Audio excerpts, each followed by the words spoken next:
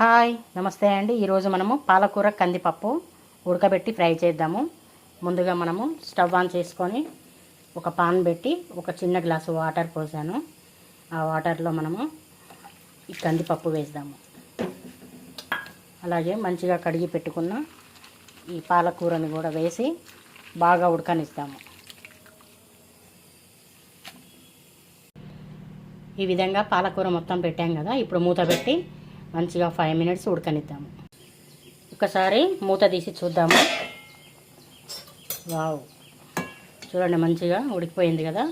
ఇప్పుడు stove off చేసేద్దాము. ఇప్పుడు పోపు కొరకు ఒక పాన్ పెట్టుకుందాము.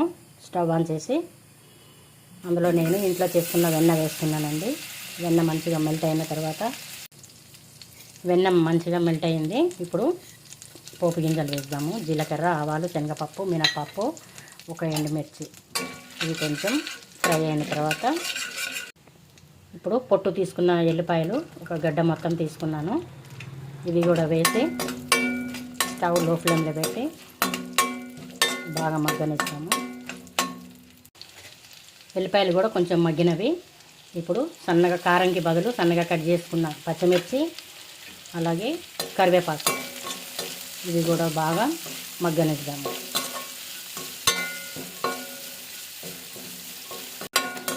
తాలింపు గింజలు, పచ్చిమిర్చి, ఎల్లిపాయలు అన్నీ మంచిగా వేగినాయి కదా.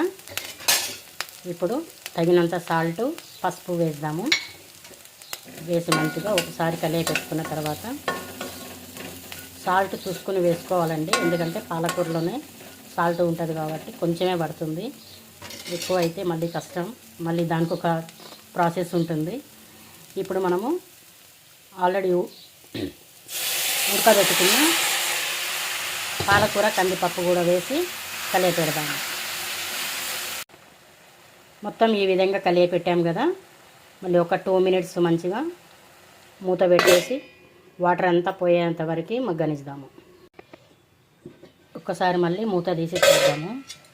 వావ్, చూడండి వాటర్ ఇంత కూడా లేకుండా మంచిగా ఎగిరిపోయింది కదా. చూడండి ఎంత మంచి ఫ్రైగా వచ్చిందో. ఇది రోటీస్లో, చపాతీలో కూడా తినవచ్చు అండి. చాలా బాగుంటుంది. అలాగే రైస్లో కూడా తినవచ్చు. చాలా టేస్ట్గా కూడా ఉంటుంది. ఇంతేనండి, పాలకూర కందిపప్పు ఫ్రై రెడీ అయిపోయింది. మీకు నచ్చితే ఒక లైక్ చేయండి. Thank you.